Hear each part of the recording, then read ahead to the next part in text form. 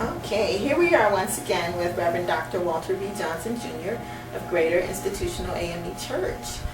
We've been having quite an interesting conversation with him on many topics prior to now, but today we're going to address some other issues that are out here in the world that may need some spiritual food for thought.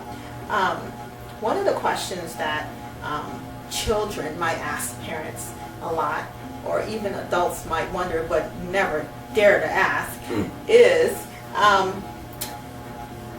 do animals and insects have souls? What makes them alive? It's a crazy kind of question, but what do you tell your child, or what do you think for yourself when this question is asked of you? We want to know, so we're asking Reverend Dr. Johnson that question today. Well, I'm not sure how to answer it other than to say that God creates everything. And of course we know about humans, if they accept Jesus Christ as their personal Savior, then they go to heaven. And of course, if that's not the case, they go somewhere else. But in terms of insects and animals, He created them. And so therefore, having said that, the Bible does not speak of them going to heaven, even though we know that, during Noah's time, that God allowed for him to be able to, every living, breathing thing on earth was saved 2 by 2.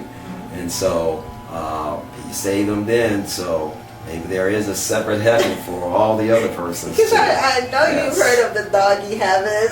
Yeah, all dogs go to heaven, and right? all of this stuff. And that's what we educate our children with, because they have those questions. It's like, oh, did this happen? Where are they going when they die? What happens to their soul? Or how are they, if they're not a good doggy, or, what happens? Or what makes that little fly buzz around? Is there a person in there making...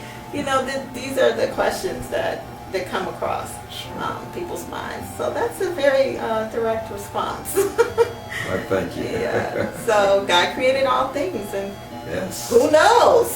That's correct. All right. Another thing that's going on in society right now is racial issues. Oh, sure. God, it's just out there. Yes, So. From Paula Dean's N-word, Trayvon Martin's shooting, and the sometimes negatively impactful racial media coverage of President Barack Obama.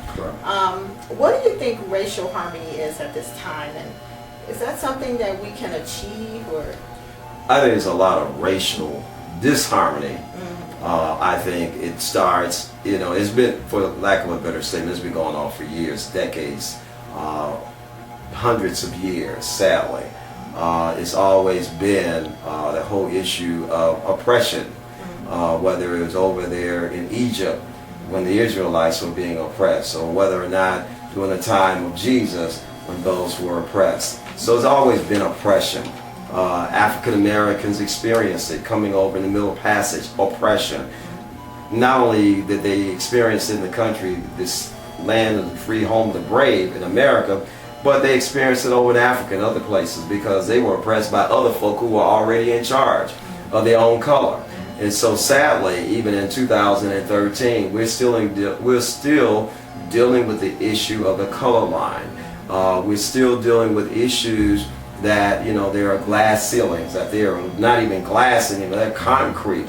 They're still even in Chicago and other large metropolitan areas where it's segmented, it's separated, so you clearly know south side, west side. You clearly know that north side is represented predominantly white in Chicago, west side and south side African American Latino population. So even in terms of geographically speaking, it's racially segmented and separated.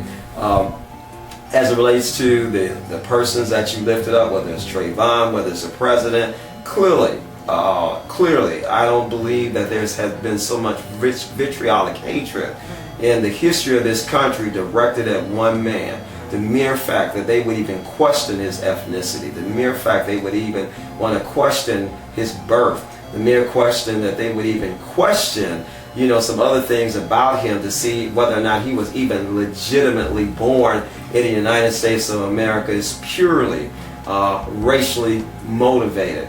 To have a law on the book, stand your ground, where if in the event that those tables were turned, and let's say that George Zimmerman being the white man and Trayvon being the person, and if Trayvon pursued George Zimmerman and the same thing would have happened with him losing his life, whether or not that young man would not be in jail. All of us, 99.9% of African Americans would say he would have gone to jail. No doubt about it, unequivocally. He would have gone to jail just on the basis of that. And so yes, we are still dealing with the questions of race.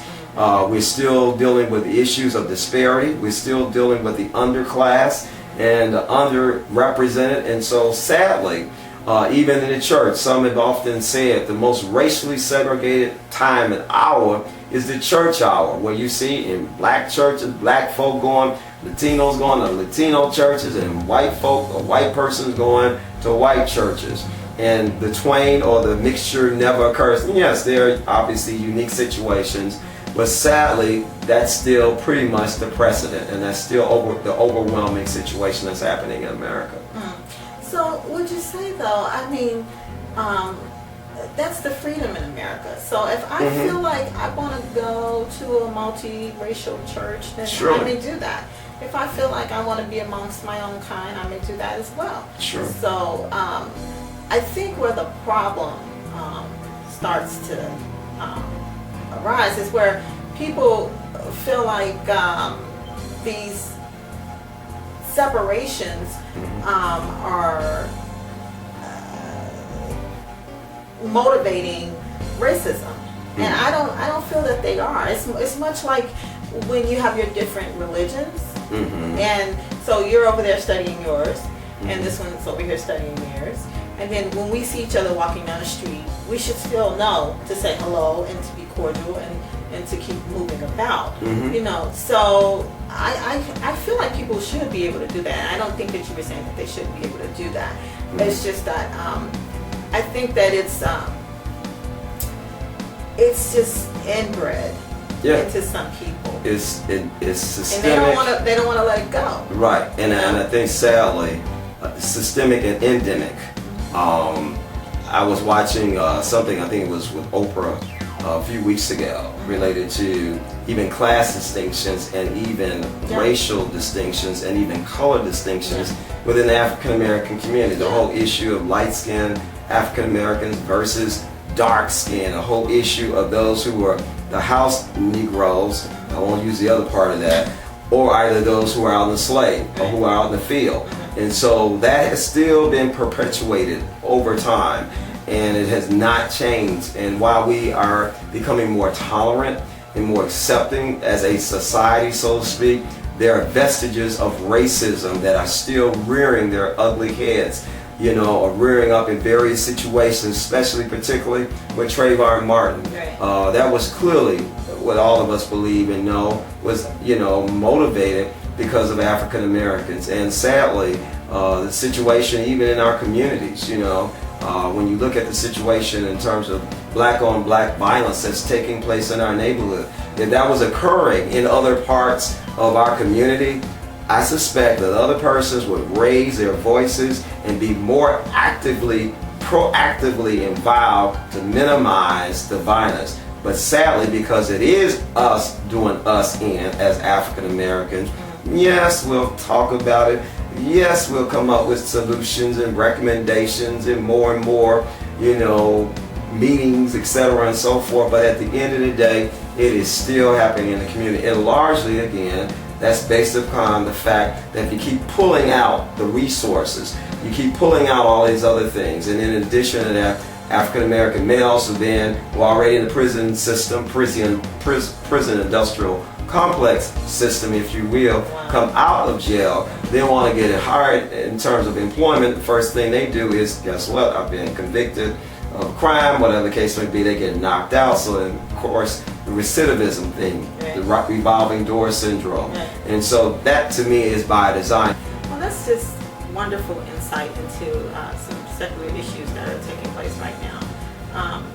My hope is to have people view these shows and take into consideration the spiritual and moral content of where we're coming from. Yes, so I ma'am. thank you for your time, and that'll do it for this edition of Spiritually Intriguing, the Church Edition. Thanks for watching. Bye-bye. Thank you.